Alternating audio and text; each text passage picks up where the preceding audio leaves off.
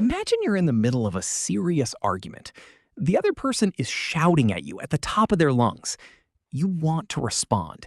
You want to hit them with logic, with power, with that killer line you've prepared in your head. But something happens. A tiny tremor in your eyes, a heavy, annoying feeling under your eyelids. And before you can get your first word out, a tear drops from your eye onto the table. Yes, right there.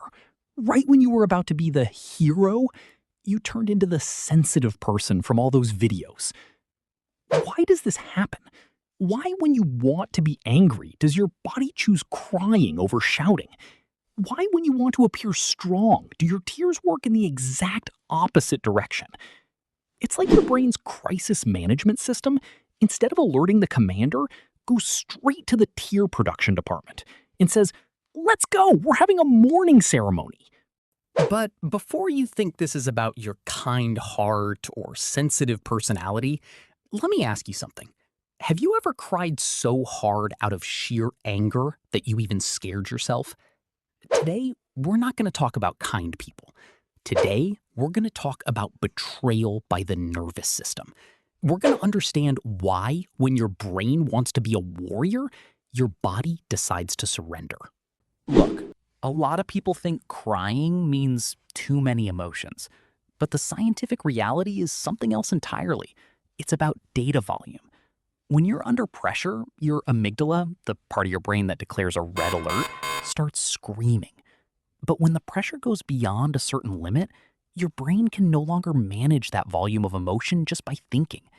When your brain can't release that pressure through logic, it uses a shortcut, the biological release system. That's crying. So this crying isn't a sign of feeling, it's a sign of processing capacity overflow. It's like when you try to open a huge file on an old computer, and instead of running the program, the system freezes. Crying is your biological freezing response. Let's run a test.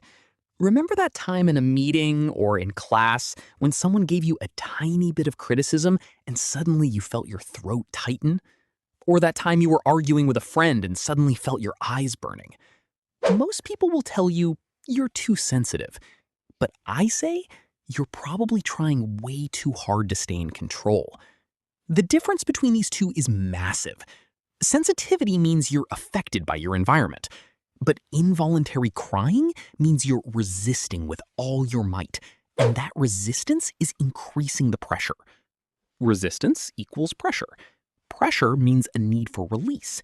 Release means tears. You're actually using crying to prevent an explosion of anger or a nervous breakdown. Now, let me explain it another way so it's completely clear.